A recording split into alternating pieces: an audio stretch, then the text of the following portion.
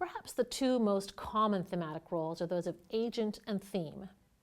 Those two labels capture the semantic relationship between the participants in many different kinds of events in the world. Your textbook lists some other useful thematic role labels. The location role describes where an event happens, like these ones. The Habs won the game at the Forum. The kids ran through the sprinkler on the lawn. The parade traveled around the neighborhood. And some events unfold over a particular path that has a starting and ending point, which we label as the source and the goal, like in Jongen sent a package from Hamilton to Seoul. A source and goal can also be understood as travel through time as well as through space, like in these examples. The course covered English literature from Shakespeare to Atwood, where Shakespeare is the starting point, so it gets labeled as the source, and Atwood is the end point, the goal. It's sometimes tempting to think of a goal as something we want to achieve, since that's how we use the word goal in everyday English. So in a sentence like, the children wanted to meet Spider-Man, you might be inclined to label Spider-Man as the goal, but when we're using the goal label for a thematic role, it's used for describing the end point of an event that involves a path. So in that sentence, Spider-Man would simply be the theme of the meeting event, since Spider-Man is the one that the meeting happens to.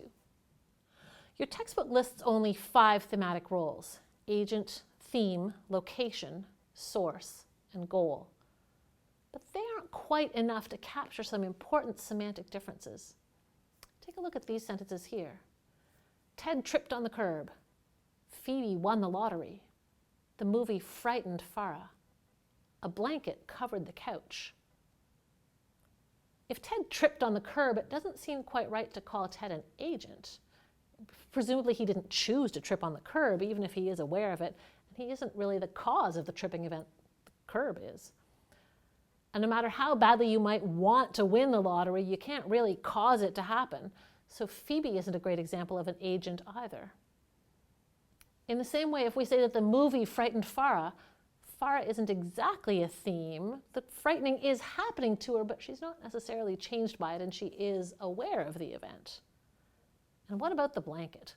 We could say that the couch is the theme of the covering event, since the covering happens to it, but the blanket certainly didn't choose to cover the couch or even really cause the couch to be covered. I'm going to propose 3 additional thematic roles to round out the list that the textbook provides. The first is instrument. A typical instrument is inanimate, so it's not aware of an event and can't choose to participate in an event, but it has some role in bringing an event about. An instrument is used by an agent to make an event happen.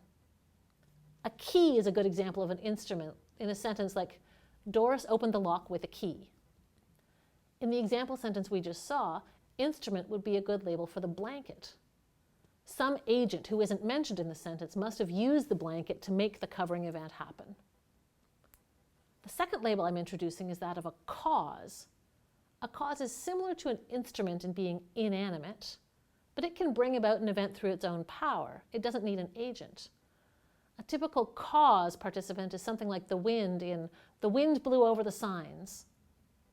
We could say that the movie is the cause of the frightening event in the sentence, the movie frightened Farah. And the third additional thematic role label I want us to use is called experiencer.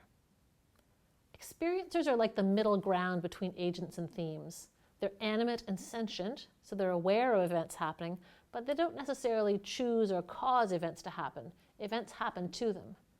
Because experiencers have this middle status, they often show up either as subjects or as objects, like in these examples.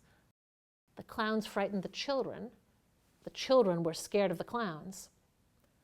And we could say that Phoebe and Ted are experiences of their winning and tripping events. They don't cause the events to happen, but they are aware of the events happening. So altogether, we're going to use 8 thematic role labels to describe the semantic properties of participants in the events that are described by sentences. Agent, theme, location, source, goal, instrument, cause, experiencer.